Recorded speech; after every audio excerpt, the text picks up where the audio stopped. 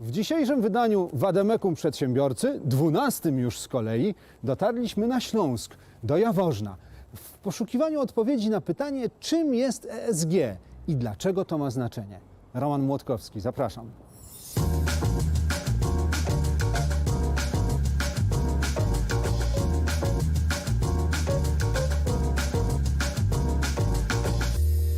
Całkiem niedaleko stąd, kilka kilometrów od rynku w Jaworznie, znajduje się siedziba firmy Nestor Springs. Fabryka, która 24 godziny na dobę produkuje sprężyny do materaców. Firma, która ESG, czyli wytyczne środowiskowe, społeczne i zarządcze, traktuje bardzo poważnie. Ruch za ruchem pobierają drut, skręcają z niego sprężynę, pakują ją do kolejnej kieszeni, a potem te kieszenie łączą. Przy produkcji wydziela się sporo ciepła, a hala wymaga wentylacji. Jest więc wentylowana w taki sposób, by wydmuchiwane powietrze oddawało ciepło temu, które jest do hali wtłaczane. To rekuperacja, jeden ze sposobów na minimalizowanie negatywnego wpływu na środowisko, jaki nieuchronnie ma każda działalność produkcyjna. Kiedy podstawa do materaca, jaką są połączone kieszenie ze sprężynami, jest już gotowa, pozostaje jeszcze jedna rzecz, którą trzeba zrobić przed transportem do producenta materacy. Trzeba zestaw sprężyn tak przygotować, by zajmował jak najmniej miejsca. Im więcej zmieści się w ciężarówce, tym mniej transport będzie szkodliwy dla środowiska, bo mniej ciężarówek będzie musiało pokonać tę samą trasę do producenta. Wszystko, co da się zoptymalizować w tej firmie, jest zoptymalizowane. Nowoczesna hala, specjalnie pakowane zestawy sprężyn, nawet plakaty na ścianach, które przypominają wszystkim, że za pozornie prostym produktem stoi wiele wartości i wiele wiedzy skierowanej do klientów i do pracowników firmy. Wiele firm tak robi, ale tu w Nestor Springs uderzył mnie jeszcze jeden wyjątkowy szczegół. To wystrój gabinetu prezesa. Eleganckie, robiące wrażenie powagi i solidności meble biurowe, takie same jak w pokojach, w których pracują inni pracownicy biurowi. Sygnał, że właściciele tej wyjątkowej firmy traktują swoich ludzi i swoje otoczenie tak samo poważnie jak siebie. O tym, czym jest ESG w biznesie, jaki prowadzi Nestor Springs, rozmawiałem z Adrianem Moskałą, członkiem zarządu firmy. Po przerwie zobaczymy, czym jest ESG dla Banku Gospodarstwa Krajowego. Dzisiaj gościmy w firmie Nestor Springs. Naszym gospodarzem jest pan Adrian Moskała, członek zarządu firmy. Witam bardzo serdecznie. Dzień dobry.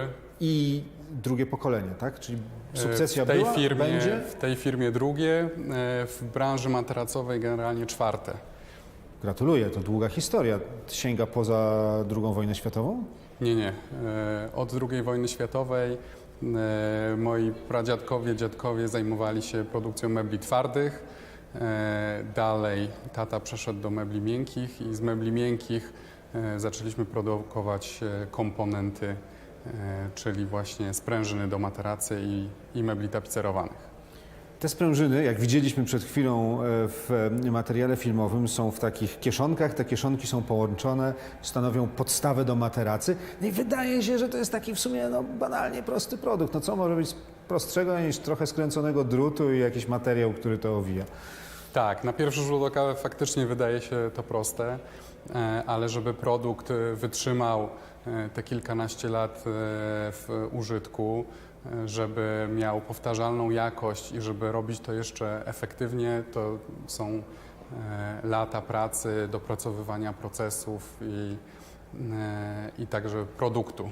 Czyli technologicznie co jest istotne w tej produkcji? Sposób, w jaki się skręca, kierunek, rodzaj stali, z której ten drut jest zrobiony, rodzaj materiału, z którego są zrobione kieszonki. Co jest tym takim istotnym czynnikiem, który powoduje, że jeśli mamy koło siebie dwa podobne produkty, to wasz jest lepszy? Myślę, że wszystkie te elementy są ważne w sytuacji, kiedy mamy intensywną konkurencję, prawda? Technologia jest relatywnie dostępna. Konieczne jest, żeby produkt był i dobrze zaprojektowany, efektywnie zużywał surowce. I to wszystko musi być jeszcze wytworzone z zachowaniem właśnie powtarzalności, czasowości, tak, wtedy, kiedy klient tego potrzebuje i z minimalnym zużyciem kosztów energii, pracy. Rozumiem, że trochę jesteście jak linie lotnicze. W sensie jest wiele linii lotniczych i one w gruncie rzeczy dostarczają bardzo podobny produkt. Tak. To jest taki prawie idealnie konkurencyjny rynek. Czy podobnie jest u was? Można tak powiedzieć. Są pewne elementy, które różnicują nas od konkurentów. Mogą to być, czyli jest to z jednej strony efektywność, tak, lokalizacja. Potrzebujemy być blisko klienta, tak żeby szybko odpowiadać na jego potrzeby i zamówienia, ale różnicujemy się też produktowo i tutaj jest istotna gra o to, kto zrobi lepszy produkt, kto zrobi inny komfort niż do tej pory był dostępny. A to, co moim zdaniem jest najważniejsze w naszej branży, to partnerstwo, relacja i sposób obsługi. Przez to, że ten produkt jest tak ważny w łańcuchu produkcji naszego klienta,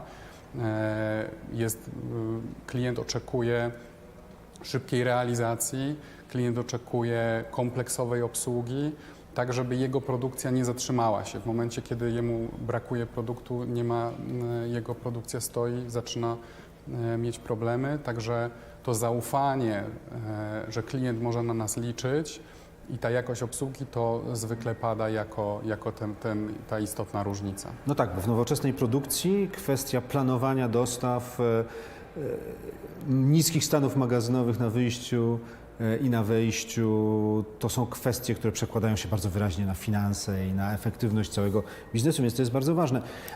A jaką rolę w tym wszystkim pełnią kwestie związane nie tylko ze strategią jako taką, ale też z tym, jak ją komunikujecie na przykład zespołowi? Tak, no, najważniejszym elementem strategii jest to, żeby zespół ją znał i rozumiał, bo inaczej jest to tylko dokument. Także nasze podejście do strategii jest takie, że tworzymy ją razem z zespołem. Tak? To nie jest tak, że dostajemy od firmy zewnętrznej listę wytycznych, teraz róbcie tak. Ten proces właśnie zaczynamy i kończymy z naszym zespołem, tak żeby po pierwsze pomysły szły oddolnie i żeby każdy w zespole czuł, no, co potrzebujemy robić. Jakby każdy na swoim stanowisku najlepiej wie, co potrzeba w jego obszarze poprawić, żeby pójść ten krok dalej. No i jak widzę na plakacie, który jest tutaj w tej przestrzeni, w której rozmawiamy, misja jest czymś ważnym i czymś, rozumiem, co zespół czuje, rozumie, uważa za część tego, co robi? Na to liczę. Nasza misja to tworzenie wygody, będąc wiarygodnym, elastycznym partnerem dbającym o środowisko. Tak, właściwie od tej wiarygodności i partnerstwa rozwijała się nasza firma. Tak? To zawsze mówili o nas klienci, z którymi zaczynaliśmy te kilkanaście, ponad 20 lat temu. I to jest to, co mówią o nas dziś w momencie, kiedy pytamy o to, czym różnimy się od konkurencji. To ta przejrzystość zarządzania to jest to G z ESG, Tak. governance, sposób, w jaki zarządzamy firmą. Celowo dążycie do transparentności w zarządzaniu, w odniesieniu do partnerów i pracowników. To jest, że tak powiem, świadome realizowanie z tych wytycznych ESG. Powiedziałbym, że sposób zarządzania w naszej firmie był jeszcze przed stwierdzeniem ESG, tak, które jest relatywnie nowe. I to, w jaki sposób pracujemy, w jaki sposób właśnie zarządzamy firmą, to jest z nami tak naprawdę od początku. Jesteśmy bardzo dynamicznie rozwijającą się firmą. Mamy przed sobą cały czas nowe wyzwania, więc staramy się dopasowywać jak najlepiej te wyzwania do danych osób, do danych zespołów, jednocześnie wspierając, szkoląc, określając ścieżki kariery, tak żeby mimo to, że te cele są ambitne, to żeby na koniec roku każdy z zespołu mógł powiedzieć: OK, to w tym roku ja zrobiłem coś fajnego, wniosłem coś istotnego dla firmy, a jednocześnie sam rozwinąłem się w obszarze, w którym chcę się rozwijać. To jak definiujecie sobie ESG? Myśląc szeroko, no mówimy tu o spektrum od zarządzania gospodarką surowcową, od tworzenia produktu po właśnie kwestie relacji zewnętrznych i wewnętrznych w firmie. Dla bardzo wielu przedsiębiorców wciąż jednak ESG jest kolejnym zestawem wymogów, które trzeba spełniać. A kiedy mówią wymogi, to mówią wyższe koszty, trudniejsze prowadzenie działalności. Czy ESG jest drogie? Jak wy to widzicie? No jeżeli chodzi o obszar, powiedzmy G, tak, i Governance, czyli zarządzania. tak, no to tutaj jakby spełniamy wszelkie standardy, jeżeli chodzi o współpracę wewnętrzną i współpracę z naszymi pracownikami, więc tutaj nie wiązało się to w żaden sposób z dodatkowym kosztem. A jeżeli chodzi o kwestie środowiskowe, to tak jak Pan wspomniał, no z mojej perspektywy jest to pewna inwestycja, która owszem wymaga dopracowania pewnych procesów, wymaga odpowiedniego wyselekcjonowania surowców, wymaga być może zmian produktowych, ale w dłuższej perspektywie to wszystko ma na celu redukcję surowców, optymalizację procesu i redukcję wpływu produktu na środowisko, więc jak najbardziej ma to pozytywny wpływ też na strukturę kosztową.